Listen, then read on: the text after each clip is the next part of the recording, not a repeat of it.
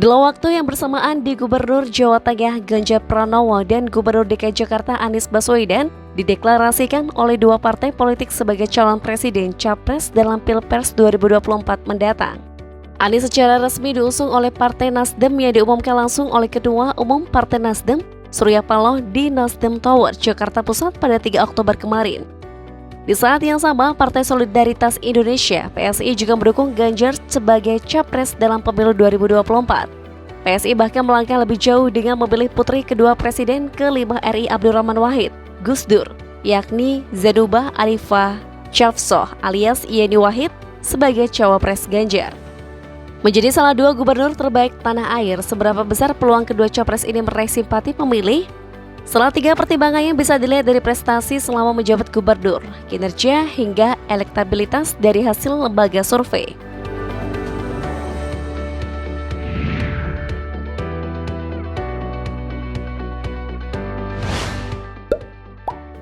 Dalam 5 tahun masa jabatannya, Gubernur Anies Baswedan berhasil memiliki sejumlah capaian besar. Yang paling menyita perhatian adalah keberhasilan pemerintahannya merampungkan pembangunan Stadion Sepak Bola Jakarta International Stadium (JIS) yang merupakan salah satu stadion termegah dunia. Di tahun terakhir kepemimpinannya, Anies juga sukses menyelenggarakan ajang balap mobil listrik Formula E yang digelar pada Juni lalu. Selain itu, salah satu program kerja yang dibanggakan oleh pria 53 tahun ini adalah aplikasi Jakarta Kini, Jaki. Aplikasi Jaki ini digunakan Pemprov DKI sebagai pusat informasi penanganan pandemi di ibu kota. Dirinya menyebut Jaki merupakan capaian non-fisik yang sangat besar. Dia menyebut Jaki sebagai super aplikasi. Berikutnya, Anies juga memamerkan capaian pembangunan Jakarta sebagai kota berketahanan iklim kepada Perserikatan Bangsa-Bangsa (PBB).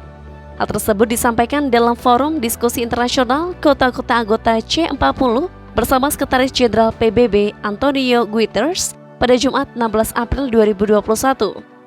Di sektor pajak, Anies menggratiskan tarif pajak bumi dan bangunan PBB bagi rumah warga ibu kota yang memiliki nilai jual objek pajak di bawah 2 miliar rupiah. Anies menyebutkan kebijakan tersebut dikeluarkan untuk mendorong pemulihan ekonomi di ibu kota dari tekanan pandemi. Salah satu capaian Anies Baswedan yang tak boleh dinaifkan adalah meraih opini wajar tanpa pengecualian dari Badan Pemeriksaan Keuangan untuk 5 kalinya secara beruntun sejak 2017 hingga 2021. Tak mau kalah dari Anies Baswedan, Capres Ganjar Pranowo juga memiliki sederet prestasi yang membanggakan. Pada tahun 2019 misalnya, Jawa Tengah mendapatkan penghargaan sebagai provinsi paling inovatif dalam Innovative Government Award 2019. Kemudian pada tahun 2020, Jawa Tengah berhasil mendapatkan peringkat pertama pada penghargaan pembangunan daerah PPD 2020. Di tahun itu pula, provinsi beribu kota di kota Semarang itu juga menyambut penghargaan Anugerah Parahita Eka Praya dari Kementerian Pemberdayaan Perempuan dan Pelindungan Anak untuk keempat kalinya secara berturut-turut. Pemerintah Provinsi Jawa Tengah juga menerima 2 penghargaan dari Badan Pengawasan dan Pembangunan. 2 penghargaan tersebut diberikan atas kinerja Pemprov Jateng yang mencapai level 3 untuk sistem pengendalian intern pemerintah dan manajemen risiko indeks. Pada September 2022, Ganjar Pranowo menerima 3 penghargaan dari Badan Kepegawaian Negara. 3 penghargaan yang diserahkan kepada politisi berambut putih itu adalah Special Mention Komitmen Peningkatan Pelayanan Kepegawaian BKN, peringkat 4 atas capaian dalam penerapan pemanfaatan data sistem informasi dan chat, serta peringkat 5 atas capaian dalam implementasi penerapan manajemen kinerja.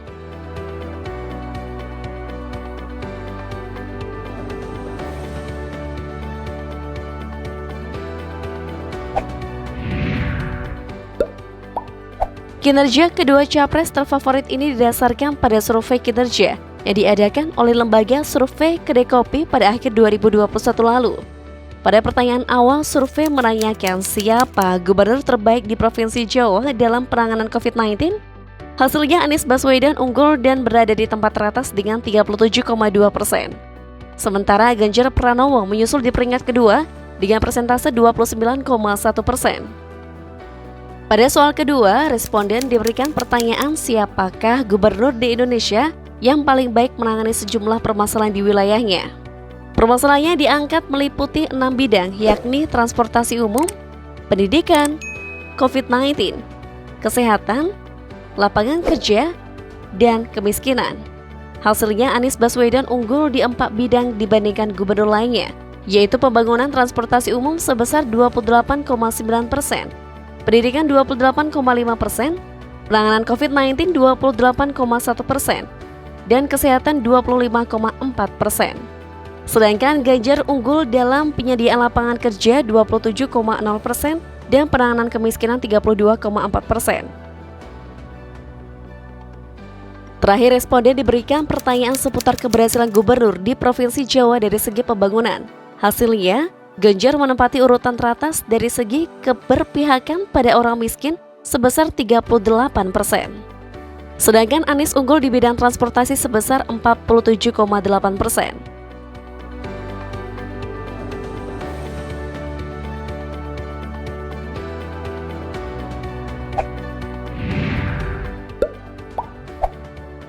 Elektabilitas atau tingkat keterpilihan Ganjar dan Anies sebagai capres dalam 1 hingga 3 bulan belakangan dapat dilihat dari hasil sejumlah lembaga survei. Berdasarkan hasil survei Indikator Politik Indonesia tentang capres yang digelar pada September 2022, elektabilitas Ganjar lebih unggul daripada Anies. Ganjar berada di posisi puncak dengan elektabilitas 29%, sementara Anies di posisi ketiga dengan 17,4%. Survei Carta Politika pada September 2022 juga menunjukkan elektabilitas Ganjar Pranowo berada di posisi pucuk bursa Capres 2024, yakni sebesar 31,3%. Sementara Anies Baswedan menempati posisi 3 dengan elektabilitas sebesar 20,6%. Tak jauh beda dari polling sebelumnya, hasil survei Saiful Mujani Research and Consulting pada Agustus 2022 menyatakan elektabilitas Ganjar lebih tinggi ketimbang Anies. Ganjar berada di posisi teratas andai Pilpres digelar saat itu dengan elektabilitas mencapai 17,6%. Sementara peluang Anies hanya ada di peringkat keempat dengan 9,1% tingkat keterpilihan. Berikutnya jejak pendapat dari Lembaga Survei Indonesia pada Agustus 2022 menunjukkan Ganjar Pranowo memiliki elektabilitas tertinggi mencapai 24,5%. Sementara elektabilitas Anies berada di posisi ketiga dengan nilai 19,3%. Barulah kemudian pada survei yang diadakan CSIS untuk simulasi duel Anies versus Ganjar, Anies unggul dengan 47,8%, sementara Ganjar mengantongi 43,9%. Namun dalam simulasi 3 nama, elektabilitas Ganjar mencapai 33,3%, disusul Prabowo di peringkat kedua dengan 27,5% dan Anies di posisi ketiga dengan 25,7%.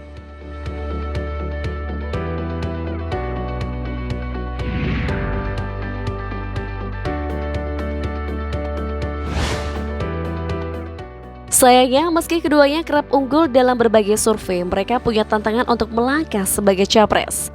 Peneliti dari Indikator Politik Indonesia, Bawono Kumoro, menuturkan Ganjar Pranowo menghadapi tantangan di internal PDI Perjuangan untuk maju capres.